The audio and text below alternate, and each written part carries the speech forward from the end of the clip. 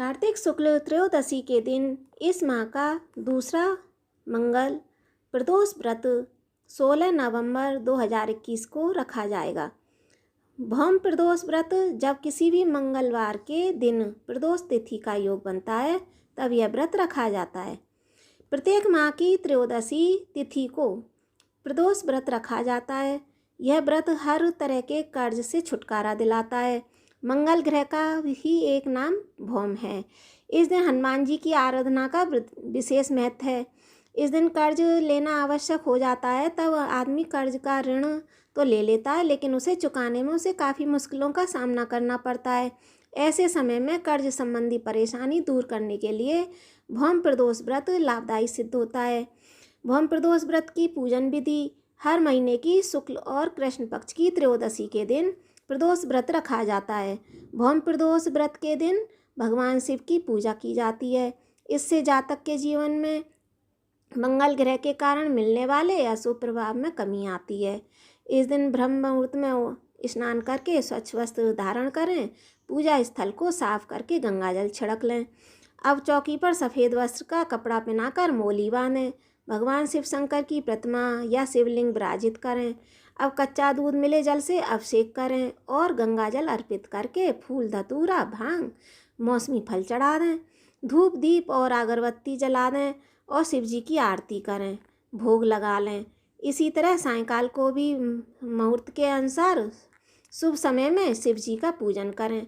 अगर मंगलवार के दिन भौम प्रदोष तिथि आती है तो इसका और अधिक महत्व बढ़ जाता है। कर्ज से मुक्ति के लिए इस दिन शाम के समय किया गया हनुमान चालीसा का पाठ लाभदायी सिद्ध होता है। इस दिन मंगल देव के 21 और 1 से 8 नामों का पाठ करने से ऋण में छुटकारा मिलता है। इस व्रत पूजन में मंगल ग्रह की शांति भी हो जाती है। मंगल ग्रह की शांति के लिए इस दिन व्रत रखकर शाम के समय हनुमान और भोलेनाथ की पूजा करें। इस दिन हनुमान मंदिर में हनुमान चालीसा का पाठ, बजरंगबली को बूंदी के लड्डू अर्पित करें और व्रतधारी को भोजन कराएं। यह भौम प्रदोष का व्रत बहुत प्रभावशाली माना जाता है। और एक और भगवान शिव व्रतधारी के सभी दुखों का अंत करते हैं, वहीं मंगल देवता अपने भक्त की हर तरह से मदद करके उसे बुरी स्थिति से बाहर निकालने में उसकी मदद करते हैं।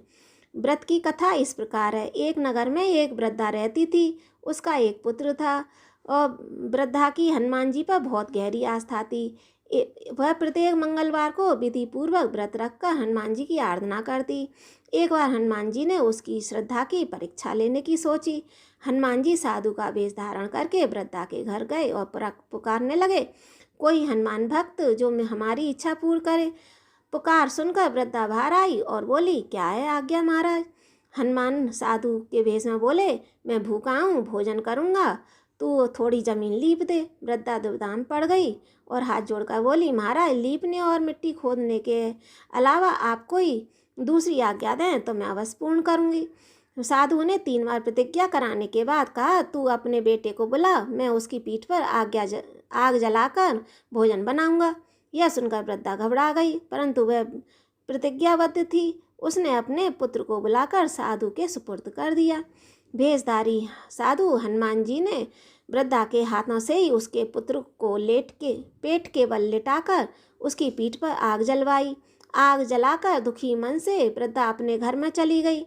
उधर भोजन बनाकर साधु ने वृद्धा को बुलाकर कहा, तुम अपने बेटे को पुकारो ताकि वह भी आकर भोग लगा ले। इस पर वृद्धा बोली, उसका नाम लेकर मुझे और कष्ट न पहुँचाओ। लेकिन जब साधु महाराज नहीं माने तो वृद्धा ने अपने पुत्र को आवाज़ लगाई। अपने पुत्र को जीवित देकर वृद्धा को बहुत आश्चर्य हुआ और वह साधु के चरणों में गिर पड़ी। हनुमान जी ने अपने वास्तविक रूप में प्रकट होकर और वृद्धा को भक्ति का आशीर्वाद दिया। बोलो भौम व्रत देवता की जय, हनुमान जी महाराज की जय, भोले बाबा की जय।